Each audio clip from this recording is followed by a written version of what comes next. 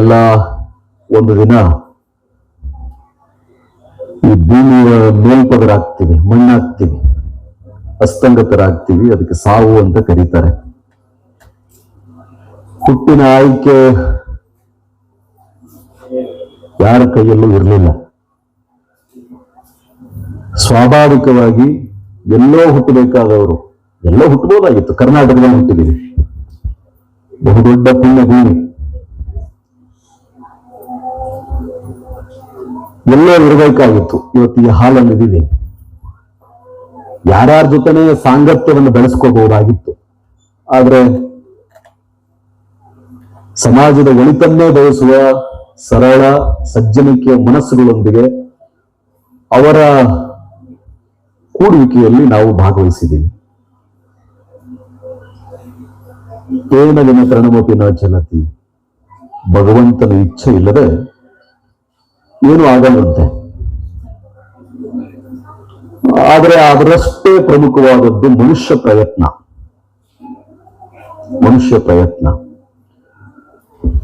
ಈ ಸಂಘಟನೆಯನ್ನ ಹುಟ್ಟು ಹಾಕಲಿಕ್ಕೆ ಗಣೇಶ್ ಗೌಡ್ರಿಗೆ ಏನೋ ಒಂದು ಆಲೋಚನೆ ಬಂದಿರ್ಬೇಕಲ್ಲ.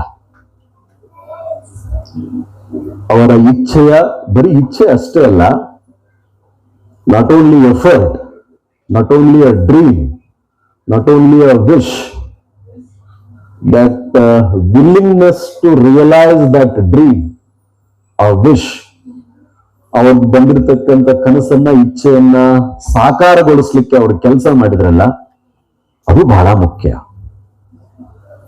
ಇಂದಿನ ಅವಶ್ಯಕತೆ ರಾಜ್ಯದಲ್ಲೇ ಆಗಿರ್ಲಿ, ಒಂದು ಜಿಲ್ಲೆಯಲ್ಲೇ ಆಗಿರ್ಲಿ, ರಾಷ್ಟ್ರದಲ್ಲೇ ಆಗಿರ್ಲಿ, ಆ ಕಾರ್ಯಪ್ರವೃತ್ತರಾಗುವ ಗುಣ.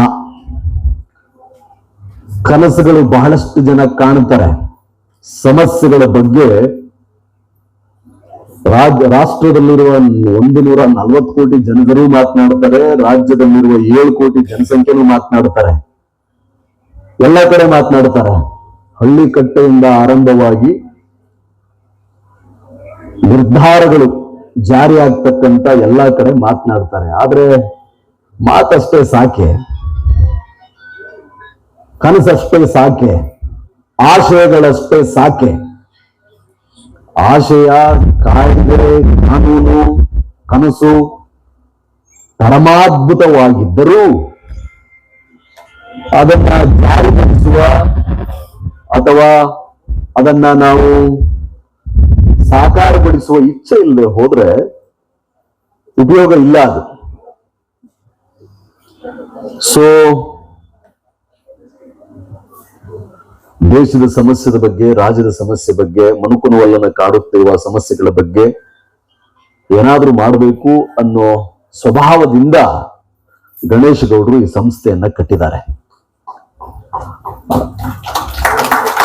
ರಾಜ್ಯ ರಾಷ್ಟ್ರದ ಬೆಳವಣಿಗೆ ಕೇವಲ ನಿರ್ಧಾರಗಳನ್ನ ಕೈಗೊಳ್ಳುವ ವ್ಯಕ್ತಿಗಳಿಂದ ಮಾತ್ರ ಉದ್ಧಾರವಾಗುವುದಿಲ್ಲ.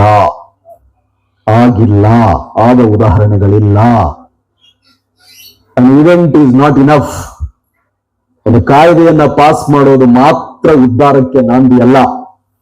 ಹೊಸ ಕಾಯ್ದೆಯನ್ನು ತರುವುದು, ಹೊಸ ಯೋಜನೆಯನ್ನ ಮಾಡುವುದು, ಒಂದು ಘೋಷಣೆಯನ್ನ ಮಾಡುವುದು ಮಾತ್ರ ಸಾಧ್ಯ ಇಲ್ಲ. ಒಬ್ಬ ವಿದ್ಯಾರ್ಥಿಯೇ ಆಗಿರ್ಲಿ ಅಥವಾ ಬಹುದೊಡ್ಡ ಜವಾಬ್ದಾರಿತ ಸ್ಥಾನದಲ್ಲಿರುವವರೇ ಆಗಿರ್ಲಿ, ಅದನ್ನ ಸರಿಯಾಗಿ ಆಗ್ಬೇಕಂದ್ರೆ ತಾವೆಲ್ಲ ಜನಸಾಮಾನ್ಯರು, ಸೈನಿಕರಂತೆ ಜನಸಾಮಾನ್ಯರು ಜವಾಬ್ದಾರಿಯನ್ನ ಅರಿತು ಚರ್ಚೆಗಳ ಆರಂಭ ಆಗಬೇಕು. ಸರ್ ತಮಗೆ ಮಾತನಾಡಬೇಕಾದ್ರೆ ಡಾಟಾ ಕೊಡ್ತಾರೆ, ಈ ದೇಶದ ಒಟ್ಟಾರೆ ಪರಿಸ್ಥಿತಿಯ ಡಾಟಾ. ರಾಜ್ಯ, ರಾಷ್ಟ್ರ, ಒಳಿತು ಕೆಡಿತು ಎಲ್ಲ. ಅದು ಕೇವಲ ದೊಡ್ಡವರಿಗೆ ಸೀಮಿತವಾಗಬಾರದು, ಸಾಮಾನ್ಯ ಮನುಷ್ಯನದ ಹಕ್ಕದು. ಉದಾಹರಣೆಗೆ, ನನಗೆ ಕೊಡತಕ್ಕಂಥ ಸ್ಯಾಲ್ರಿ, ನನಗೆ ಕೊಡುವ ಸವಲತ್ತುಗಳು, I am accountable, I am responsible, ನಾನು ಜವಾಬ್ದಾರ, ನಾನು ಪ್ರಶ್ನಾತೀತನಲ್ಲ ಅಥವಾ ಪರಮಾಧಿಕಾರ ಹೊಂದಿರುವವನಲ್ಲ. ನನಗೆ ಕೊಟ್ಟ ಎಲ್ಲ ಕಾಯ್ದೆ, ಕಾನೂನು,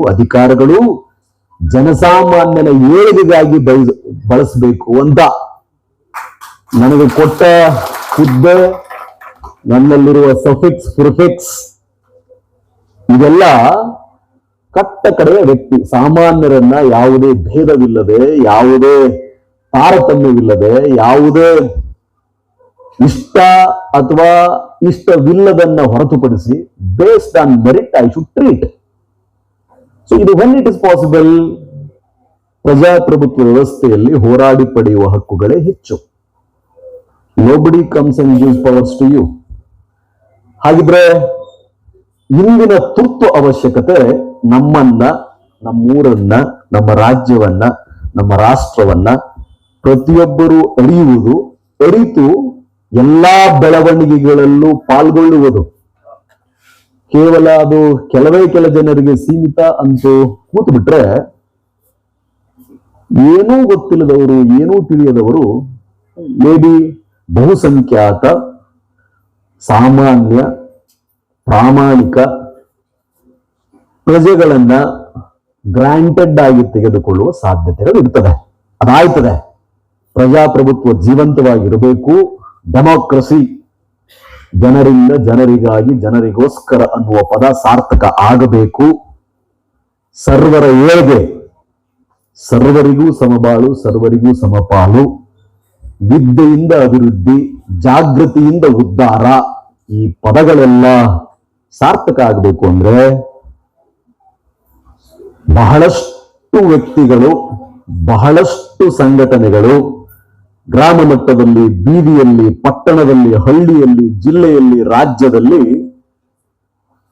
ಏನದು ಕಣ್ಗಾವಲು, ವಿಜಿಲೆನ್ಸ್ ಕಣ್ಗಾವಲು, ಈ ಕಾವಲುಗಾರ, ನಾವೆಲ್ಲ ಪೊಲೀಸರು ನಾವು ನಿಂತಿರ್ತೀವಿ, ಹಿಂಗೆಲ್ಲ ಕೂತ್ಕೊಂಡ್ಬಿಟ್ಟು ಹಿಂಗೆ ನಿಲ್ವೆ, ಹಿಂಗೆ ಸೆಂಟ್ರಿ ಅಂತ ಕರಿತೀವಿ ನಾವು. ನೀವೆಲ್ಲ ನೋಡಿರ್ತೀರಾ, ನೀವು ವಿಧಾನಸೌಧ ಹೋದ್ರೆ ಒಬ್ಬ ಬಂದೂಕ್ ಹಿಡ್ಕೊಂಡು ನಿಂತಿರ್ತಾನೆ.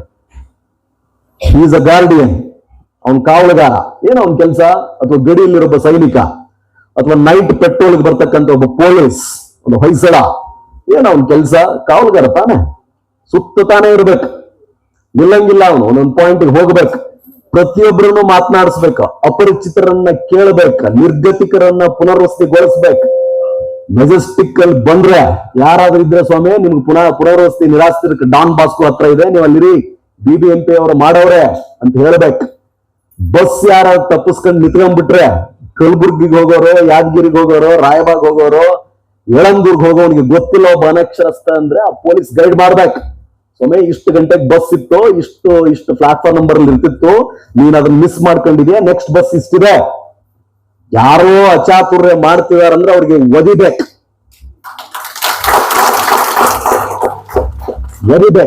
ಅವರವರ ಕೆಲಸ ಅವರವರು ಜಾಗೃತರಾಗಿ ಮಾಡ್ಬೇಕು. ಪೊಲೀಸ್ ಅಂತಂದ್ರೇನೆ ರಕ್ಷಕರು, ಪಾಠ ಮಾಡೋ ಮೇಷ್ಟ್ರಲ್ಲ. ಪಾಠ ಮಾಡ್ಲಿ, ಮೇಷ್ಟ್ರದು ಅದ್ಭುತ ಕಾರ್ಯನೇ. ಲಾಠಿ ಕೊಟ್ಟಿರೋದು ಏನಕ್ಕೆ, ಪಿಸ್ತೂಲ್ ಕೊಟ್ಟಿರೋದು ಏನಕ್ಕೆ, ಬರೀ ಆಯುಧ ಪೂಜೆಗ? ಅಥವಾ ನಮ್ಮ ಸಬ್ ರಿಜಿಸ್ಟರ್ ಸಾಹೇಬ್ರಿದ್ದಾರೆ, ಅವ್ರಿಗೇನಾದ್ರೂ ಪಿಸ್ತೂಲ್ ಕೊಟ್ಟಿದ್ರಾ, ಟ್ರೈನಿಂಗ್ ಕೊಟ್ಟಿದ್ರಾ, ಫೈರಿಂಗ್ ಪ್ರಾಕ್ಟೀಸ್ ಮಾಡಿಸಿದ್ರಾ? ಇಲ್ವಲ್ಲ. ಆಯಾ ಉದ್ಯೋಗಕ್ಕೆ, ಆಯಾ ವೃತ್ತಿಗೆ ತಕ್ಕಂತ ತರಬೇತಿ ಅಲ್ವಾ? ಮತ್ತೆ ಅದು ಉಪಯೋಗ ಆಗ್ಬೇಕಲ್ಲ. ಆಗದೆ ಹೋದ ಪಕ್ಷದಲ್ಲಿ ಶಾಂತಿ ಸುವ್ಯವಸ್ಥೆ ಕೆಟ್ಟೋಗ್ಬಿಡ್ತದೆ. We are not ice cream sellers, we are not bakery keepers to please everyone. ಒದಿಬೇಕು, ಒದೆ ಎಲ್ಲಿ ಬೀಳ್ಬೇಕು ಅಂದ್ರೇನೆ ಇನ್ನೊಬ್ಬ ತಪ್ಪು ಮಾಡೋನು ಸುಮ್ಮನಿರ್ತಾನೆ. ಒಬ್ಬ ತಪ್ಪು ಮಾಡಿದಾಗ ಅದನ್ನೇ ಜ್ವಲಂತ ಸಮಸ್ಯೆ ತರ ತೋರಿಸಿ ಇಡೀ ರಾಜ್ಯ ರಾಷ್ಟ್ರವನ್ನ ದಿಕ್ಕು ತಪ್ಪಿಸ್ಬಿಟ್ರೆ ಇನ್ನು 100 ಜನ ಅಂತವ್ರು ಹುಟ್ಟಾಕೊಳ್ತಾರೆ. ಅದನ್ನ ಅಲ್ಲೇ ಬೇರ್ಲೆ ಚೂಟ್ಬೇಕು. So the message is simple. ನಮ್ಮ ಕೆಲಸವನ್ನ ನಾವು ಜಾಗೃತರಾಗಿ ಮಾಡಬೇಕು ಅಂತ. ಕಾವಲುಗಾರರು ಅಂತ, ಹಾಗೆ ಪ್ರಜೆಗಳು ಕಾವಲುಗಾರರೇ.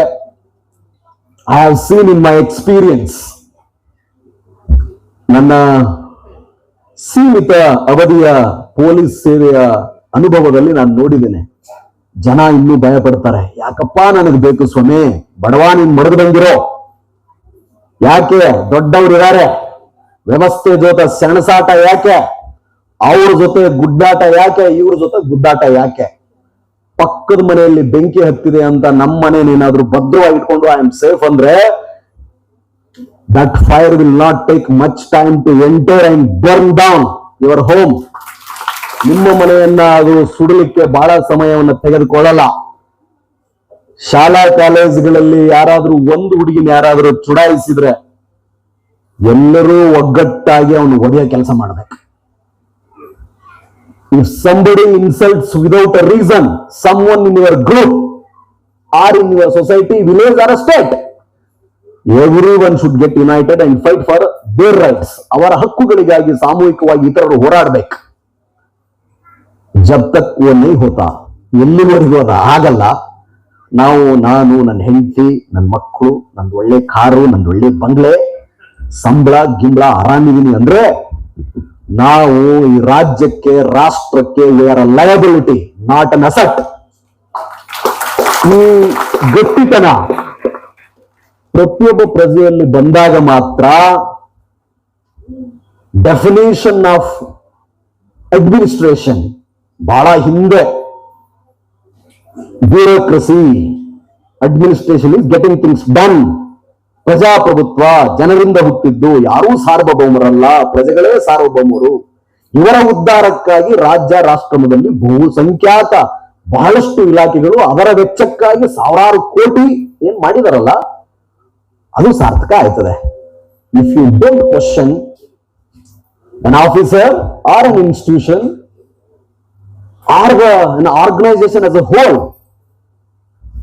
you will never be a citizen. ನಾಗರಿಕರಲ್ಲ. That power of a citizen comes with lot of accountability and responsibility. ಅದಕ್ಕೆ ಬೇಕಾಗಿರೋದು ನನ್ನ ಮನವಿ ಇಷ್ಟೇ. ಕರ್ನಾಟಕ ಮಾನವ ಹಕ್ಕುಗಳ ಸಂರಕ್ಷಣಾ ಸಂಸ್ಥೆ ಮತ್ತು ಇತರ ಎಷ್ಟು ಸಂಸ್ಥೆಗಳಿದೆ, ಅಧ್ಯಯನದ ಅವಶ್ಯಕತೆ ಇದೆ. ಓದ್ಬೇಕು, ಬಹಳ ಓದ್ಬೇಕು. ಬರೀ ಖಂಡನೆ, ಪ್ರತಿಭಟನೆ, ವಿರೋಧ, ಮನವಿ ಸಲ್ಲಿಕೆ ಇದಕ್ಕೆ ಸಾಲದು. You have to read what a country means. ನಮ್ಮ ದೇಶ ಎಂತಹದ್ದು, ಅದರ ಇತಿಹಾಸ ಏನು, ಪ್ರಸ್ತುತ ಏನಾಗ್ತಿದೆ, ನಮ್ಮನ್ನು ಆಳುತ್ತಿರುವ ಕಾನೂನುಗಳೆಷ್ಟು, ಒಬ್ಬ ಸಾಮಾನ್ಯ ವ್ಯಕ್ತಿಯ ಜೀವನ ಎಷ್ಟು ಕಾನೂನುಗಳಿಂದ ನಿಯಂತ್ರಣಕ್ಕೊಳಪಟ್ಟಿದೆ. ಆವತ್ತಿಂದ ಬಂದ ಆಲ್ಮೋಸ್ಟ್ 75 ವರ್ಷದ ಹಿಂದಾದ ಕಾನೂನುಗಳು ಇವತ್ತಿಗೂ ರೆಲೆವೆಂಟಾ? Are they relevant till today? ರೆಲೆವೆಂಟ್ ಅಲ್ಲದೆ ಹೋದರೆ, ಅವು ಪ್ರಸ್ತುತ ಇಲ್ಲ ಅಂತಂದ್ರೆ what is that we are doing to that?